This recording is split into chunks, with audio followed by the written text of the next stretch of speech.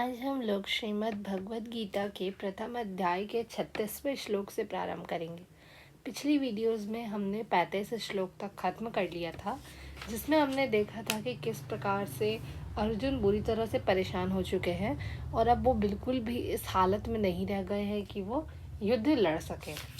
जिसके बाद ओम श्री परमात्मने नमः अथ प्रथमो अध्यायः।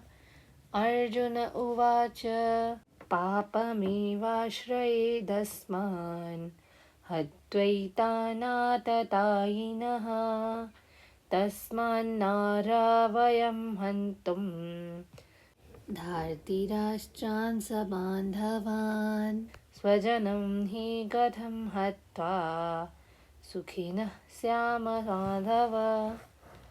अर्थात यदि हम ऐसे आतताइयों की का वध करते हैं तो हम पर पाप चढ़ेगा।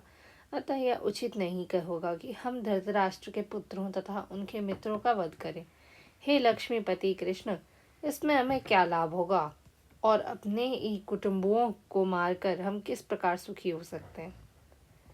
तात्पर्य यह है इसका कि वैदिक आदेशानुसार, यानी कि वेदों में जो दिया हुआ है उस हिसाब से यहाँ पे जो एक शब्द लिखा है कि आतताइयों, और जो कि हम लोग को इसके इस श्लोक के पहली लाइन में देखने को मिलता है, जिसमें लिखा हुआ है आततायिनः, जो है आतताइयों। आततायी वेदों के हिसाब से 6 प्रकार के हैं। पहला वो जो विष दे, दूसरा जो घर में आग लगाए, तीसरा जो घातक हथियार से आक्रमण करे, चौथा जो धन लूटे, पांचवा जो दूसरे की भूमि हड़पे यानी कि दूसरे का भूमि छीने, छठा वो जो पराई स्त्री को अपहरण करे। इन आतताइयों का तुरंत वध कर देना सही बताया गया है और इनको मारने से किसी तरह का पाप नहीं लगता। आतताइयों का इस तरह से वध करना किसी भी सामान्य व्यक्ति को शोभा देता है, लेकिन अर्जुन कोई सामान्य व्यक्ति नहीं थे। वो स्वभाव से साधु हैं, इसलिए वो अपना साधुवत व्यवहार करना चाह रहे हैं। वैसे तो वो एक क्षत्रिय है, लेकिन उसके हिसाब से वो अपना कार्य नहीं कर रहे हैं।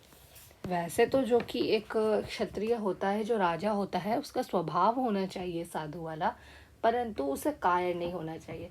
उदाहरण के लिए भगवान राम बहुत बड़े साधु थे मन से, और क्योंकि आज भी लोग कहते हैं कि उन्हें राम राज्य चाहिए, लेकिन वो कायर नहीं थे। क्योंकि जब वो रावण एक आतताई था, उन्होंने श्री राम की पत्नी का हरण किया था, सीता माँ का हरण किया था, तो उन्होंने उसे मार डाला।